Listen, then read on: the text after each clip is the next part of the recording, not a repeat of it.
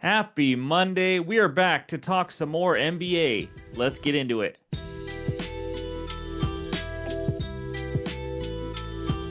What's going on, everyone? Welcome back in to another episode for Just a Bet Outside. I am your host, Steven, and hope everyone had a great Thanksgiving weekend. We are back to the grind of NBA. We had a small profitable weekend. We'll go over that in the recap after this in a little bit, but we turned the month to December. That's right. Let's have another great month of basketball. It's been a good season so far, so hopefully we can keep that rolling. But just a quick heads up, Monday Night Football best bets video for the Browns and the Broncos is out now, so go check that one out when you get a chance. But before we get into anything, of course, we got to talk Outlier, the best player prop research tool on the market today. Any graphics you see in this or future videos are from that app. If you want to just try it out, you got nothing to lose. Click the link below to sign up and you get a 7-day free trial. So, just a fair warning, today's slate is absolutely horrendous. I mean, it is ugly. It is 4 games. There's back-to-backs for teams. There's some teams that have like 3 of the 5 starting players that are questionable to play. So we're going to tread lightly here, but still going to have a lot of research help and stuff like that. But before we get into all that, that means it's time for the dad joke. So here we go. My dog accidentally ate a whole bag of Scrabble tiles. So I took him to the vet. No word yet. Not bad. In this video, we're going to recap the weekend, and then we're going to talk defenses versus the point guard position. We're going to talk good matchups and the bad matchups. Even if you can't use it today, these are hopefully helpful for you the rest of the week. And then, of course, we're going to take a peek inside the lines like we usually do every other Monday, and we'll finish it with any best bets or leans that we can find out of this 4-game ugly slate, and we'll wrap it all up with the recap. So hit that like button if you haven't already. Leave a comment below to help this channel continue to grow. I appreciate all the comments you guys do. We have some people that just put a basketball emoji every single day, and you know what? That's helpful, and I appreciate you taking the time. If you're new to the channel, hit that subscribe button. On our way to 34,000 subscribers. Let's get into it, and that means it's recap time. All right, here is the weekend recap. Because we didn't have a video for Friday like usual, we're going to start with the Thursday recap. Shaedon Sharpe under 7.5 rebounds plus assists, a nice winner there. Cavs did not get it done. They lost twice in a row to the Hawks. Hartenstein has just continued to cash. Anunoby shot 3 for $182 million, and he did not make it. He was horrendous. LaMelo Ball under 32.5 finished right at 32. That was nice. He had a late surge in the fourth quarter that scared me. Naz Reid was terrible. And then Stephon Castle's 10 plus points. He ended right on 10, and Maxey, I think, scored over 30. So easy win. 4-3, small winning day, but you know what? We take small profitable days as well. Friday, the same thing, a small profitable day. Celtics minus 10 did not get the job done. My big favorites are not getting the job done lately. I've noticed it. Don't worry. But Hartenstein over 10.5 rebounds, easy cash there. And then Hardaway Jr. under a half a steal plus block. I hope you've been tailing me on these the last couple days. He has done it over and over, and they continue to give us playable lines. He got it done. And then we can see up there in the upper right, Saturday, I squeezed it in. Najee Marshall at 15.5 points. He left sick 13 minutes in. Thank you, NBA Injury Report, for telling me absolutely nothing before the game that he was playing sick. He looked sick when he played. He missed some shots, and then he just left. So it is what it is. And then Hardaway Jr. under those stocks, they call them, steals plus blocks yet again. So there's the under tracker. Those are unders on all player props. As you can see, it's been a humongous help to the channel this year. Hopefully it's helped you guys. We are now 26-10 on under player props. And there's a breakdown on side total bets, which have been right around even. And then player props just carrying the way, obviously. Moneyline parlays up about a unit. And there's the overall record, 81-58, up 13.8 units after about 5 weeks. Let's keep this roll going. But that's what we got for the recap. Now let's talk the point guard position. All right, we start out with the defenses giving up the most points to the point guard position. If you're new to the channel, we do a position every single day. Point guard Tuesday, then shooting guard, small forward, power forward, and center. And we mix in some other research help along the way as well. So if it's highlighted in green, that means that team is playing, but there's no matchup necessarily with the top 10 on the right. So not a lot of games today. Nets, Hawks, Bulls, and Celtics are playing, but the Bucks are giving up the most points to this point guard position, along with the Nets, Hawks, Wizards, and Cavs. And then over there on the right, the only player playing today, but again, you can use this throughout the week, Trae Young for the Hawks, averaging 21.4 points per game. But you see SGA up there averaging the most. You know, Luka would be up here too, but he's still out. I just didn't include him, so take that for what it is. If Luka's not playing, that means Kyrie Irving. That's why is the point guard. That's why I have him in here. So Obviously, if Kyrie goes back to shooting guard when Luka comes back, so it changes things. But just want to point that out. Other than that, the usual guys: De'Aaron Fox, Jalen Brunson, Lillard, Maxey, so on and so on. So take a screenshot. Hopefully, this helps you get some winners. And now let's check out the most rebounds given up to the point guard position. Start out with the Thunder, Hornets, Blazers, Bulls, and Suns are the 5 teams giving up the most rebounds. And then Cade Cunningham, James Harden averaging 7.1, Giddey, DeJounte Murray, which has been in limited time, Steph Curry, and all the way down the line. So anything highlighting green obviously means they're playing today. So that's the rebounds. Now let's check out the assists, and we have one matchup finally. The Pelicans are taking on Trae Young. What a matchup indeed. Trae Young, 12.1 assists per game. Not shooting as much, but he is a dime machine. That's right. So Pelicans giving up 10.2 assists per game to the point guard, tied with the Jazz. This is heading into Sunday. I don't think it counts as Sunday games, just so you guys know. But then John Morant, Cunningham, Harden up there as well. The old man, Chris Paul, still dishing it out with 8.2 assists per game as well. So that's the points, rebounds, and assists, the best matchups for the point guard position. Now, let's talk the bad matchups for the point guard position. This is if you want to look at some unders, this is what we got. The team's giving up the fewest points, the fewest rebounds, and the fewest assists. If it's highlighted in green, that is the team that is playing today. Kings, Lakers, Thunder, Sixers, and T-Wolves, as well as the Mavericks, all giving up under 22 points per game to the point guard position. And then Celtics not giving up a lot of rebounds, along with the Nuggets and Cavs, and the fewest assists. Kind of surprising, but the Raptors only giving up 6.4 assists per game to the point guard position, along with the Suns, Warriors, Spurs, and Pistons. So hopefully this helps you guys get some winners, whether it's today or throughout the week for the point guard position. But before we get to the best bets, let's take a peek inside the lines.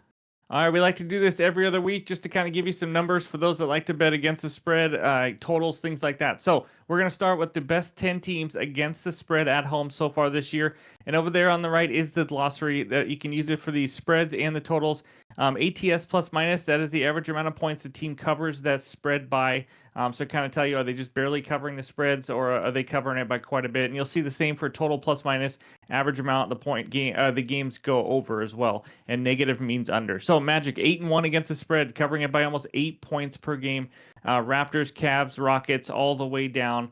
But yeah, the Magic we know are just a really good home team, as well as the Cavs, except for when I bet them and they lose to the Atlanta Hawks. But other than that, that's the one surprise. Obviously, Toronto Raptors. It's tough to go to Canada and play. It just is. They're 6-2 against the spread, and they play pretty well there. So take a screenshot now. Let's go check out the teams on the road. How about the Brooklyn Nets? 9-2-1 against the spread on the road, covering by 7.7. It hasn't even been close. The biggest margin there on this page. And then Clippers 7-3 against the spread on the road, plus 5.1.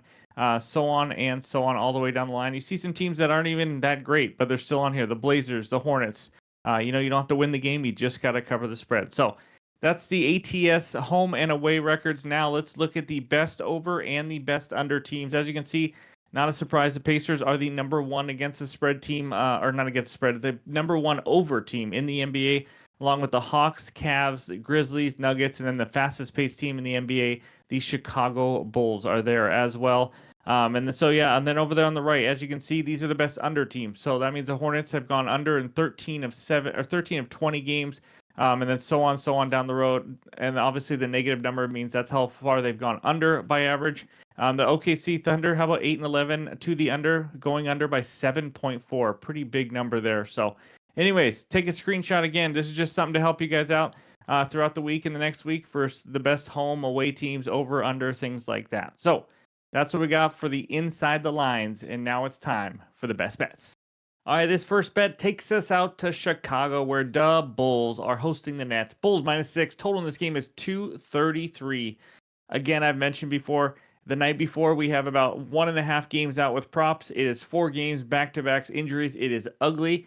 This is going to be a half unit. I did not plan on betting this guy again anytime soon or anyone on the Bulls, but I like this bet, so we got to go with it. Josh Giddey over 11.5 rebounds plus assists at -130 on DraftKings. We've been on him twice this year. We've gone 1-1. Sometimes the rotations can get a little weird in Chicago, especially with Giddey, which kind of makes me want to stay away usually. But the numbers are there. I like the matchup, so we're just going to run with it. But as you can see by this outlier screenshot, over in 13 of 21 games this season, averaging 12.67 rebounds and assists per game. In games where he's played 24 more minutes, He's over this line in 11 of 17 games, averaging over 13 RAs per game, and that's also averaging 21 rebounds and assist chances, which is, I think, plenty enough chances for him to get over this line. Averaging 25 minutes a game in the last 10 games. So I think he plays around 25, 26 minutes in this one. Now, the matchup, Nets are about an average matchup, rebounds and assists to point guards. You saw earlier their eighth fewest rebounds given up to the point guards. Point guards, rebounds, it matters a little bit. But again, we're going to deal with some injuries also. This isn't the same Nets team. Ben Simmons may not play. If he doesn't play, that's going to help, I think, rebounds and assists. He's a good defender. He's a guy who grabs rebounds, so it's going to help a little bit more. And then for assists, they're just about average for point guard position. So he faced the Nets earlier this year. He had 14 RAs on 24 RA chances. If the teammates can knock down some shots, sometimes you get it, sometimes you don't with the Bulls. Then I really like his chances. I thought about his over 5.5 assists, but it's really juicy at minus 145, minus 150. I didn't want to play that, so I like still being able to get an 11.5 line. Obviously, you have a blowout worry, but I can't predict a blowout worry between the Nets and the Bulls. I wouldn't be shocked if this went down to the wire, and I wouldn't be shocked if each one of these teams lost by 128. Honestly, these teams are going to be tough to predict with all the injuries for Brooklyn, and how Chicago plays when they can play with really good teams and then lose to bad teams sometimes. So I like this prop again. It's going to be a half unit play. It's not, not a huge board, so not just some bet I'm saying, smash this or anything, but I do like it enough for a half unit. So give me Giddy over 11.5 RAs is my first best bet. And like I said, not much out right now, so that's the only bet I'm going to give you. But before we get out of here, let's go over some leans. All right, my two leans are going to be against the spread, just to kind of give you guys something else also, because there's just not a lot of props out. So first one, Heat plus 10.5. I know they are very familiar with this Celtics team, though. They've only lost by 11 or more points twice this season. Both teams are on the second night of a back-to-back. Both are traveling into Boston. Celtics may be out some starters, though. Here's some players that could be out. Jaylen Brown, illness. He just sat out Sunday. Derek White, foot injury. He didn't play Sunday either. If those two guys are both out, that could be huge, obviously. And then because it's the second night of a back-to-back, you could see Porzingis or old man Horford also rest as well. So he played a slower pace, which makes it a little tougher to get blown out as well. It's just a tough spot for Boston. Really not a great spot for either team. I get that, but 10.5 is a lot. So it makes me want to throw up in my mouth saying it, but Miami Heat plus 10.5 would be the first lean I have. Timberwolves -6 is the second lean. Lakers on the second night of a back-to-back and on the road. Lakers 1-3 against the spread as a road underdog this year. You've seen it. They just don't play on the well on the road. They are now traveling after a close down to the wire win in Utah last night. But again, they're going to be out some players too. Austin Reeves might be out. D'Angelo Russell might be out. Their backcourt is going to look a lot different. I think the Lakers come out flat in this one. I don't trust the T-Wolves a ton either. Again, these are leans. I have not made a bet. I just wanted to give you guys something else to talk through, because these are a couple leans that I like for the spreads. But it's not any real analysis here. But the Lakers team is not deep. It's going to be a tough spot. I think they just come out not playing well here. You could take a Lakers team total under also here in Minnesota. But yeah, I just like the T-Wolves -6. T-Wolves will let me down quite a bit of quite a few times this year is what I'm trying to say. So again, I am not making this an official bet. These are just a couple leans, but I will probably have an added play in the morning. So check the pinned comments on X, on Discord, as more props come out, as more injury news comes out and things like that. So that's what I got for you for the Monday slate. Now let's check out the recap. There it is, the one, the only Mr. Giddy. Over 11.5 rebounds plus assists, -130 on DraftKings for a half unit. This slate is horrendous. If you want to take a night off of basketball, this might be the one. Not going to lie, because Tuesday's a much better slate and much bigger, that's for sure. But any added plays will be in the pinned comments, like I mentioned, on X, on the Discord. I'll probably have at least one more coming out in the morning. So stay tuned for that. Again, go check out that NFL Monday night video if you haven't already. Let's get some winners to finish off week 13. But thanks again for listening. I really appreciate the support. Hope everyone has a great Monday, and we'll talk to you soon.